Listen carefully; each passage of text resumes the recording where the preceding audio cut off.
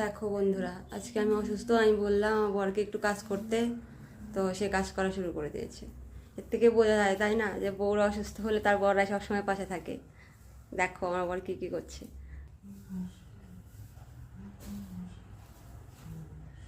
জানো, আমার খুব খিদা পেয়ে গেছে। কি খাবে বলো, বানিয়ে দিচ্ছি তাহলে। বানাবে আমার জন্য খাবার? হ্যাঁ বানিয়ে দেবো, বলো কি খাবে তুমি, বলো বানিয়ে দিচ্ছি আমি। নোংরা বের করেছে দেখতে পাচ্ছ, কালো জন্য বুঝতে পারা যাচ্ছে না, কিন্তু আমাদের যা চুল ওঠে মেয়েদের, আর এর জন্য আমার বর রেগে যায় যে তোমাদের এত চুল ওঠে, ঘরে কেন চুল ঝাড়ো, দেখো চিড়িকন করো।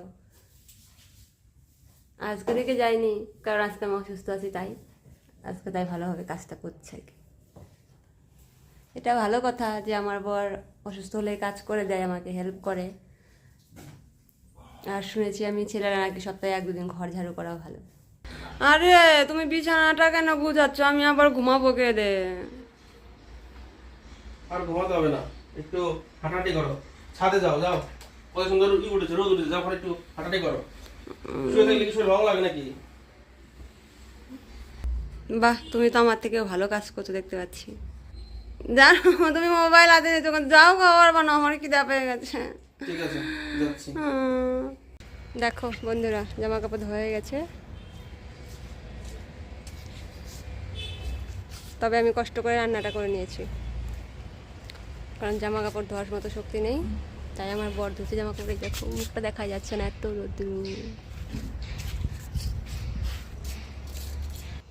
বন্ধুরা আমি ফ্রেশ হয়ে গেছি আর খিদা পেয়ে গেছে। তো আমার বর দেখো ব্যাঙ্গালোরের বিখ্যাত লেমন রাইস নিয়ে এসেছে, সঙ্গে আছে চাটনি, আছে বড়া। তো এখন এটাই খাবো। দুপুরের জন্য রান্না করতে হবে, তো আমিই রান্না করব। তোমার দাদাবাবু বলছে করবে না, কিন্তু আমাকে হেল্প করবে। তারপরে আবার জামা কাপড় ধোয়ারও আছে। চলো তাহলে খেয়ে নিই, তারপরে আবার দেখা হবে। চেয়ার নিয়ে এসে বসো। না চেয়ার লাগবে না, দাও। দেখো বন্ধুরা, দু একবার খাবো। আমি অসুস্থ, আমাকে কি খাইয়ে দেবে? ওনাকে খাইয়ে দিতে হচ্ছে। দেখো কাণ্ড কারখানা, সেই টেস্ট। দারুণ। তো বন্ধুরা, কার কার লেমন রাইস ভালো লাগে অবশ্যই কিন্তু জানাবে কমেন্ট করে। দারুণ দারুণ।